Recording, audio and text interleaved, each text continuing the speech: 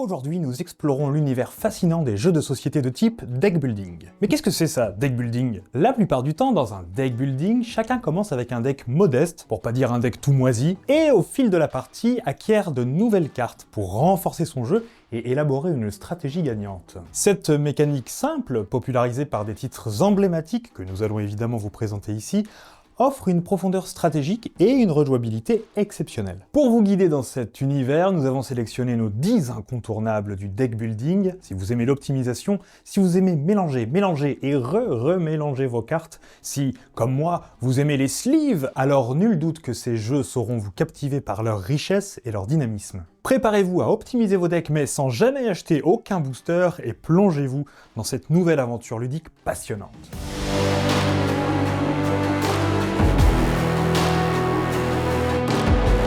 Encore une fois, je débarque avec un jeu que certains d'entre vous pourront juger désormais désuet. Mais n'oublions pas qu'avant de savoir courir, il est bien évidemment indispensable de savoir marcher. Alors plongeons de nouveau dans l'histoire du jeu de société moderne et laissez-moi vous parler de l'une des pierres angulaires du monde ludique, qui a su offrir au genre du deck building ses lettres de noblesse. Sorti il y a près de 15 ans, je vais bien évidemment vous parler de Dominion. Dominion vous plonge dans le rôle d'un souverain ambitieux, cherchant à étendre son royaume. Mais ici, pas d'armée ni de conquête militaire. Vos seules armes, ce sont vos cartes, ou plus précisément, votre deck. Vous devrez y construire votre royaume composé de domaines, duchés et provinces, carte après carte. Ces cartes, en nombre limité, vous rapporteront chacune des points de victoire en fin de partie. Et votre objectif sera bien évidemment d'en obtenir un maximum. Ces cartes ont un coût en pièces. Et pour commencer, vous n'aurez seulement que quelques piécettes de cuivre. Vous commencez donc avec un deck basique de 10 cartes, 7 pièces de cuivre et 3 domaines, valant chacun 1 point. Puis à chaque tour, vous piocherez 5 cartes. Et oui, Dominion a posé les bases du deck building. Avec celle-ci, vous pourrez acheter 2 nouvelles cartes pour enrichir votre deck et en améliorer les performances. À chaque tour, vous enchaînerez 2 phases. Une phase d'action, où vous pourrez utiliser vos cartes royaume, et une phase d'achat, où vous pourrez acquérir 2 nouvelles cartes. À chaque tour, vous espérez donc un tirage favorable, avec suffisamment de monnaie, vous permettant d'acheter les cartes désirées. Ces cartes, les cartes royaumes, vous offrent des pouvoirs spéciaux, comme piocher des cartes en plus, obtenir du pouvoir d'achat supplémentaire, ou pourrir le jeu de vos adversaires. Vous pourrez également acheter de nouvelles cartes pièces, des pièces d'argent et des pièces d'or, améliorant ainsi votre économie. Et pour finir, vous pourrez bien évidemment acheter de nouveaux territoires, des cartes provinces, domaines et duchés, vous apportant ainsi les précieux points de victoire recherchés. Chaque carte que vous achetez va directement dans votre défausse et reviendra dans votre main lorsque le deck sera de nouveau mélangé. Dans Dominion, chaque partie est rendue unique grâce à une configuration de cartes royaumes différentes, formant un marché dans lequel vous pourrez venir faire vos emplettes et ainsi affiner vos stratégies et vous en offrir une infinité. Vous pouvez privilégier une économie solide, miser sur des combos dévastateurs ou encore accumuler des points de victoire au bon moment. Ici, tout est une question de gestion et d'anticipation. Dominion est parfaitement accessible et son gameplay diablement efficace. C'est un choix idéal pour les joueurs débutants qui veulent découvrir le deck building. Mais ne vous y trompez pas, sa profondeur stratégique en fait un incontournable pour les joueurs les plus aguerris. Entre audace et timing, vous devrez réfléchir à comment optimiser votre deck à chaque tour. Ici, chaque choix compte et pourrait vous coûter la victoire. Sa rejouabilité est immense grâce aux multiples cartes royaumes déjà disponibles dans la boîte de base et sera prolongée par les nombreuses extensions disponibles. Malgré des illustrations un peu datées, Dominion est un jeu que l'on prendra toujours plaisir à ressortir, que ce soit pour initier des néophytes ou pour affiner ses stratégies avec des joueurs plus aguerris. Vous aimez optimiser vos choix, construire des moteurs efficaces, explorer différentes stratégies à chaque partie, Dominion est définitivement fait pour vous. Dominion, c'est tout simplement le jeu qui a popularisé le deck building, et il doit, à ce titre, rejoindre absolument votre ludothèque. Adapté de l'œuvre monumentale de science-fiction de Frank Herbert, mais également des films de Denis Villeneuve, Dune Imperium s'impose comme une des meilleures adaptations en jeu de société de cet univers riche et fascinant. Couronné par l'As d'Or en 2022, ce jeu de stratégie allie de manière ingénieuse 2 mécaniques clés, le deck building bien sûr, puisque c'est le thème de la vidéo, et la pose d'ouvrier. Dans Dune Imperium, chaque joueur prend les rênes d'une grande maison du Landstrad, Atréide, Harkonnen, etc., et cherche à étendre son influence sur Arrakis. L'objectif ? Contrôler la planète, gagner l'allégeance de factions puissantes telles que les Fremen, la Guilde spatiale ou l'Empereur lui-même, tout en affrontant les maisons adverses dans une lutte de pouvoir impitoyable. Je le disais plus tôt, ce deck building parvient à se distinguer des autres en intégrant la pose d'ouvrier dans la gestion de vos achats de cartes. À chaque tour, les joueurs utilisent les cartes de leurs mains pour placer leurs agents, leurs ouvriers si vous préférez, sur différents emplacements du plateau, chacun offrant bien entendu différentes actions telles que l'acquisition de ressources, le renforcement de l'influence, etc. L'originalité réside dans cette contrainte. Chaque agent ne peut être posé sur un lieu que si vous parvenez à jouer une carte montrant le pictogramme du lieu en question. Par ailleurs, la phase d'affrontement, lors de laquelle les joueurs déploient leurs forces militaires, apporte une belle tension autour de la table, avec une mécanique de majorité et des récompenses absolument décisives pour les vainqueurs. Chaque décision, que ce soit dans le choix des cartes à ajouter à votre deck, dans la gestion des ressources ou dans les combats, doit être mûrement réfléchie, car chaque action peut bouleverser l'équilibre fragile de la partie. Dune Imperium s'impose par son habile fusion de mécaniques et son univers immersif. Et si cette façon d'envisager le deck building vous plaît, vous ferez probablement le même choix que de nombreux joueurs et de nombreuses joueuses avant vous, en jetant rapidement votre dévolu sur les différentes extensions du jeu, offrant à chaque fois de nouvelles mécaniques et des possibilités tactiques démultipliées. Dans Ion's End, vous incarnez un groupe de mages de la brèche, les derniers défenseurs de Gravehold, une cité assiégée par des monstres titanesques appelés Némésis. Votre mission, collaborer pour repousser ces créatures redoutables et protéger les survivants. Plongez dans un univers de dark fantasy intense, où chacune de vos décisions compte, et où l'espoir repose sur votre capacité à construire le deck parfait. Ion's End se distingue des autres jeux de deck building grâce à son approche innovante et unique. Pas de hasard. Le deck ne se mélange jamais. Lorsque votre pioche est vide, retournez simplement votre défausse pour constituer votre nouvelle pioche. Ainsi, l'ordre dans lequel vous défaussez vos cartes influence directement vos prochaines mains, permettant une optimisation stratégique innovante dans le monde du deck building. De plus, les cartes que vous achetez sont issues d'un marché fixe, un peu à la Dominion. Ce marché offre une sélection de cartes données en amont de la partie. Même sur cet aspect, il n'y a donc pas de hasard, mais de l'optimisation avec beaucoup de tension, ce qui participe au renouvellement impressionnant des parties. De toute façon, des parties vous allez en faire et en refaire. Croyez-moi, vous ne gagnerez pas du premier coup. C'est faux, moi j'ai gagné du premier coup. Mais j'étais en solo, c'est plus simple je pense. La gestion des brèches ajoute également une couche d'originalité. Mais les brèches, qu'est-ce que c'est? Eh bien, pour lancer vos sorts, vous devez avant tout les préparer sur vos brèches et les stabiliser vous coûte de l'éther. Ce qui demande une anticipation constante de vos actions, puisqu'acheter de nouvelles cartes vous coûte également de l'éther. Chaque Némésis, il en existe 4 dans la boîte de base, propose des défis spécifiques avec ses propres cartes et ses propres mécaniques, rendant chaque partie unique. On adore la tension constante que le jeu suscite, les vagues d'attaque de la Némésis, les décisions cruciales à chaque tour. Ici, la coopération entre les différents mages sera cruciale si vous ne voulez pas vous faire rouler dessus. Ion's End est un incontournable pour les amateurs de deck building, cherchant un défi plus technique et moins dépendant de la chance. Avec sa rejouabilité énorme, ses multiples extensions, son univers sombre et richement développé, Ion's End est un must-have pour tout fan de deck building, en quête d'innovation, en plus de faire partie du genre finalement plutôt rare, les deck building coopératifs. Vous rêvez d'aventure et de compétition tout en découvrant la mécanique de deck building avec un jeu accessible et familial? Alors embarquez pour la course vers Eldorado, un chef-d'œuvre signé Rainer Knizia et édité par Ravensburger. Ce jeu de course stratégique et palpitant accueille de 2 à 4 joueurs dès 10 ans pour des parties d'environ 45 minutes. Dans la course vers Eldorado, vous incarnez un explorateur ambitieux, prêt à tout pour atteindre la légendaire Cité d'Or. Pour y parvenir, vous devrez traverser des jungles luxuriantes, franchir des rivières tumultueuses et escalader des montagnes escarpées en utilisant vos cartes pour avancer sur le plateau. Ce dernier est modulable, offrant une configuration différente à chaque partie, ce qui garantit une rejouabilité exceptionnelle. La mécanique de deck building est ici élégamment intégrée. Chaque carte de votre deck représente un équipement ou une compétence, comme des machettes pour les jungles ou des rames pour les rivières. Au fil du jeu, vous enrichissez votre deck en achetant de nouvelles cartes qui vous permettront de vous adapter aux obstacles, mais attention à ne pas vous encombrer de cartes inutiles, au risque de ralentir votre progression. Ce qui fait tout le charme de la course vers Eldorado, c'est la tension constante entre optimisation et vitesse. Faut-il investir des cartes puissantes pour surmonter les terrains les plus difficiles, ou privilégier une progression rapide pour distancer vos adversaires au risque de devoir contourner les terrains à la résistance trop élevée? Chaque décision a son importance, et les retournements de situation sont fréquents, maintenant une ambiance de suspense jusqu'à la ligne d'arrivée. On apprécie aussi beaucoup son marché très original. Dans la course vers Eldorado, vous retrouvez les mêmes cartes à chaque partie, dans un marché fixe, mais vous n'avez accès qu'à 6 piles de cartes différentes à la fois. Et quand toutes les cartes d'une pile ont été prises, vous choisissez laquelle des 12 autres piles de cartes vient la remplacer et devient donc accessible à tout le monde. Ainsi, ce sont les joueurs qui créent la rivière de cartes communes, ceux qui participent à la variété et à la tacticité des parties de façon inédite. Avec son mélange parfait de simplicité et de stratégie, la course vers Eldorado est l'un des meilleurs jeux pour s'initier au deck building, tout en profitant d'un défi compétitif. Alors préparez votre équipement et partez à la conquête de la Cité d'Or.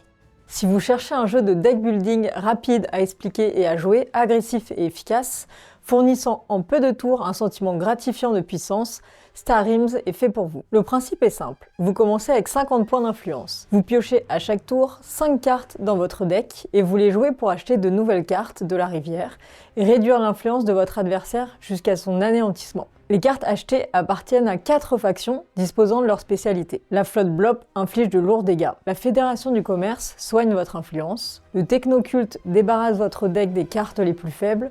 Et l'Empire Galactique vous fait piocher ou fait défausser votre adversaire. Sachant que la plupart des cartes d'une faction sont renforcées si vous avez joué une autre carte de la même faction, vous allez rapidement vous spécialiser pour tenter de trouver les meilleures synergies. Star Realms ne repose que sur 2 ressources, les points de commerce pour acheter de nouvelles cartes du marché et les points de combat pour attaquer les bases et l'influence adverse, ce qui participe à en faire un jeu extrêmement fluide, mais néanmoins tendu. En effet, vous allez vite identifier quelle faction votre adversaire priorise pour le contrer. Décidez quand investir dans des cartes, vous permettant d'acheter des cartes encore meilleures et quand vous focalisez sur le combat. De nombreuses cartes peuvent même être sacrifiées pour un bonus important mais ponctuel. Ainsi, tout dans Star Realms est question de timing, et ce timing varie d'une partie à l'autre selon le marché ou la stratégie adverse.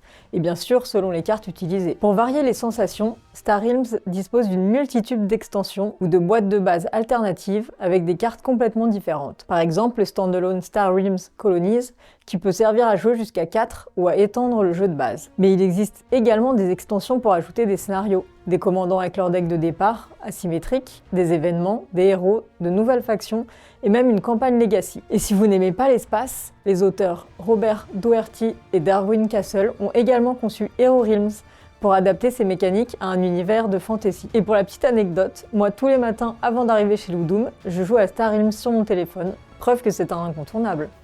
En 2010, 2 ans à peine après Dominion, Ascension faisait référence en matière de deck building avec un marché en rivière, au lieu du marché fixe de son illustre grand frère. Puisque les cartes achetables sont dévoilées depuis une pioche, le hasard est plus important, mais cela accroît une dimension opportuniste, où l'on devra par exemple faire attention aux decks des adversaires pour les empêcher d'obtenir une carte particulièrement arrangeante. La rivière renouvelle la tension du deck building, en même temps qu'un certain plaisir chaotique qui n'est pas pour déplaire dans un jeu relativement court. Et justement, en 2018, l'un des auteurs d'Ascension, et le même éditeur, reviennent avec Shards of Infinity, un modèle d'épure pour un deck building aussi combinatoire qu'agressif et rapide. Vous commencez toujours avec le même deck de 10 cartes que les autres, mais chaque carte acquise va largement orienter vos prochaines acquisitions, parce que les 4 couleurs, qui correspondent à 4 factions dystopiques, ont des spécificités très fortes. Shards multiplie les bonnes idées, sans renoncer à son élégance. Par exemple, vous pourrez acquérir des champions qui restent en jeu, mais qui sont attaquables. Certaines cartes du marché sont des mercenaires, que vous pouvez acheter normalement,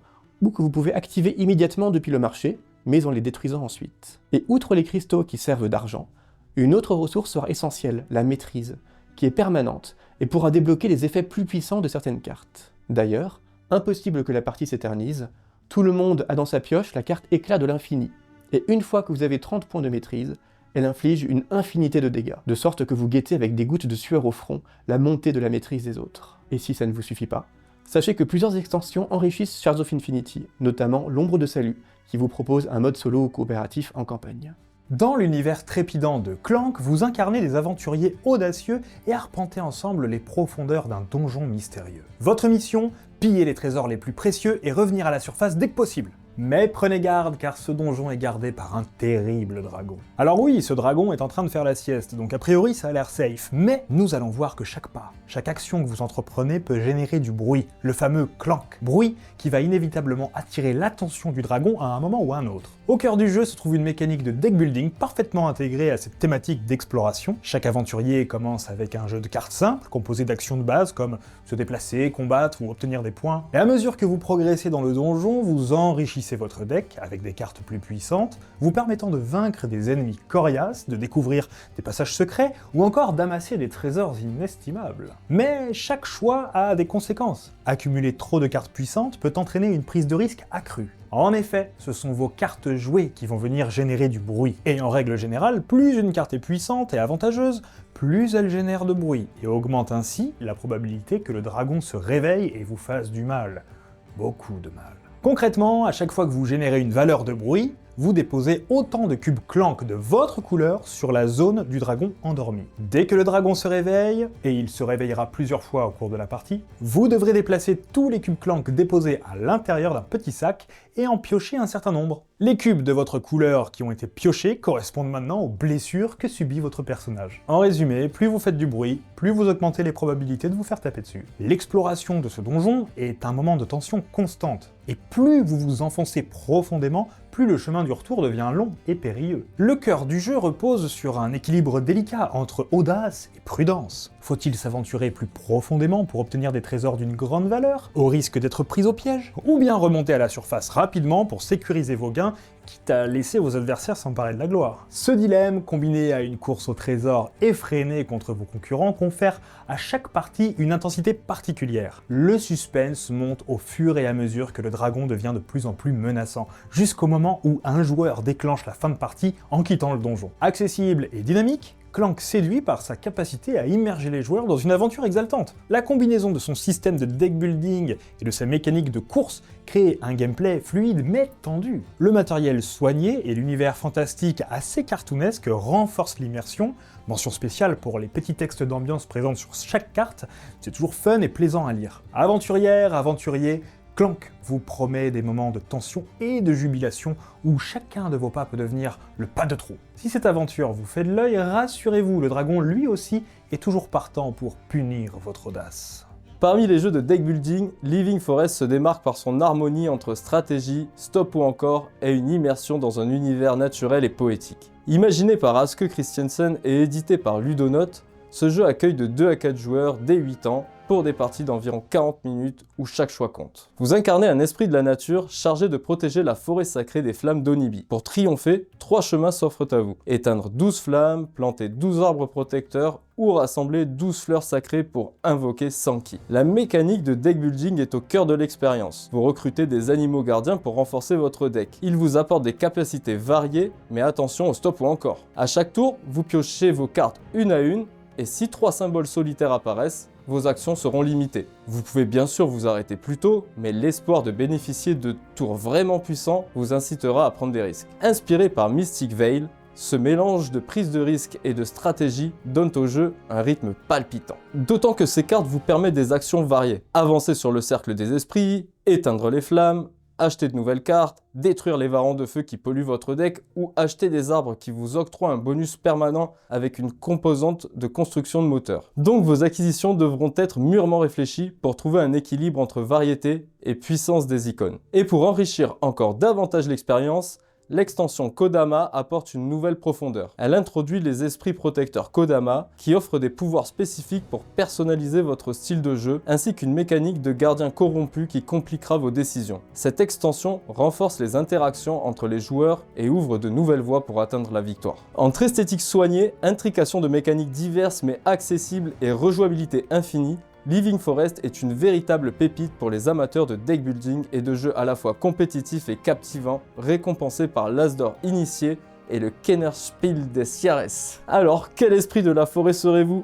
Si vous vous réveillez avec le thème d'Indiana Jones dans la tête, ou que vous prenez le bus pour le travail en rêvant d'explorer des temples mystérieux dans une jungle ensoleillée et dangereuse, le deck building peut vous aider aussi. Dans les ruines perdues de Narok, conçues par le duo Min et Elwen, vos cartes pourront servir soit pour leur effet, soit permettre avec leur icône de botte, de jeep, de bateau ou d'avion, de placer l'un de vos pions archéologues sur un lieu du plateau pour bénéficier de son effet. Vous pourrez même découvrir de nouveaux sites, mais ferez apparaître leur redoutable gardien. L'une des particularités des ruines perdues de Narak est que le jeu ne dure que 5 manches. Autrement dit, vous ne ferez pas beaucoup tourner votre deck, et ne verrez pas beaucoup les cartes que vous allez acheter en cours de partie. Chaque carte est ainsi essentielle, et la possibilité de piocher ou de détruire des cartes n'a jamais été aussi précieuse. Cela signifie aussi que vous allez être terrorisé par la récupération des cartes peur, qui vous pénalisent en cas de rencontre avec un gardien que vous n'êtes pas en mesure de vaincre. L'optimisation du deck des ressources et des déplacements sera ainsi crucial si vous voulez explorer l'île et son temple et récupérer les puissants artefacts d'une civilisation perdue. Ce jeu de deck building et de placement d'ouvriers surprend dès la mise en place par sa qualité éditoriale. L'éditeur tchèque CGE, à qui on doit Codenames, Tzolk'in, Seti, Kutnaora, s'est en effet assuré d'une présence sur table impressionnante, pour donner un vrai souffle d'aventure à un jeu qui est encore dans le top 30 des meilleurs jeux de société de tous les temps, 5 ans après sa sortie. Si le jeu de base propose déjà un certain renouvellement avec son plateau recto-verso, 2 extensions prolongent l'aventure. Chef d'expédition, en vous apportant une passionnante asymétrie initiale, et la mission disparue, en y ajoutant un mode coopératif jouable en campagne. Alors, qu'est-ce qu'on attend pour partir en quête des ruines perdues de Narak ? Et voici maintenant un jeu qui a fait la surprise par son thème et par sa mécanique. Un jeu qui m'a personnellement convaincu dès les premières minutes de jeu. Un jeu d'une telle évidence qu'à sa découverte en 2024, on était obligé de se dire « Mais pourquoi personne n'y avait pensé plus tôt ? Est-ce que malgré son jeune âge, il ne s'agirait pas déjà d'un incontournable ?» Et ce jeu, c'est Paperback. Paperback est un jeu de lettres original où les joueurs et joueuses endossent le rôle d'écrivains et d'écrivaines cherchant à devenir célèbres en rédigeant des best-sellers. Le jeu repose donc sur un système de deck building où chaque joueur commence avec un ensemble de cartes. Et que trouve-t-on sur ces cartes ? Des créatures assoiffées de sang, des héros en quête de vengeance, des vaisseaux cosmiques surpuissants, des artefacts maudits ? Eh bien non, ces cartes que vous tenez en main représentent juste des lettres de l'alphabet. L'objectif principal du jeu est de former des mots à partir des cartes de lettres disponibles pour obtenir de l'argent. Argent que vous pouvez ensuite utiliser pour acheter de nouvelles cartes de lettres. Plus le mot que vous formez grâce à vos cartes est long, et plus vous aurez de possibilités dans l'achat de nouvelles cartes. Ces cartes peuvent être plus ou moins puissantes. Certaines frappées de non pas une, mais 2 lettres vont permettre de former des mots plus longs et plus complexes. Chaque mot joué peut donc potentiellement vous faire marquer des points et vous permettre d'acquérir des étoiles, qui sont la clé pour remporter la victoire. La mécanique du jeu est simple à comprendre, mais la véritable profondeur de Paperback réside dans la gestion de votre deck. Chaque joueur doit optimiser son jeu en choisissant judicieusement les cartes qu'il va acheter. En effet, certaines cartes, en plus de présenter une ou plusieurs lettres, permettent également d'activer des pouvoirs spéciaux, comme la possibilité de rejouer, de piocher plus de cartes, ou de modifier une lettre de votre main. Le défi réside donc dans l'équilibre entre l'acquisition de lettres utiles pour la construction de mots et l'utilisation des cartes pour accumuler des points et de l'argent. Tentez de passer tous vos mots au pluriel, accordez-les et conjuguez vos verbes au maximum pour tenter de les faire grandir et vous deviendrez le plus grand écrivain autour de la table. En résumé, Paperback est un jeu qui combine lettres et stratégie de deck building.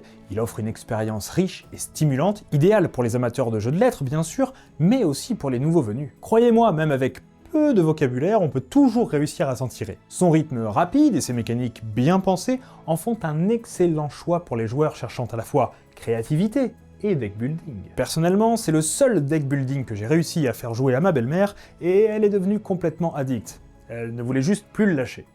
Merci d'avoir regardé cette vidéo, j'espère que cette sélection vous a plu, j'espère que nous vous aurons donné envie de jouer et de découvrir ces titres. Pour celles et ceux qui connaissent déjà ces 10 grands incontournables, n'hésitez pas à partager vos expériences de jeu dans l'espace commentaire, sans doute donnerez-vous envie aux autres de sauter le pas. D'ailleurs, avez-vous peut-être vos propres incontournables du jeu de deck building? Dans ce cas, c'est pareil, partagez cela avec nous, nous nous ferons un plaisir de vous lire. En attendant, je vous invite à aller voir nos autres sélections d'indispensables, le panthéon des jeux pour enfants, des jeux familiaux, des jeux pour initiés, des jeux d'ambiance, des jeux experts, des jeux d'enquête et tant d'autres sont d'ores et déjà disponibles sur notre chaîne YouTube. N'hésitez pas à vous abonner et à suivre Ludum sur les réseaux sociaux. Je vous souhaite une bonne découverte et en attendant de prochaines vidéos, je vous dis salut!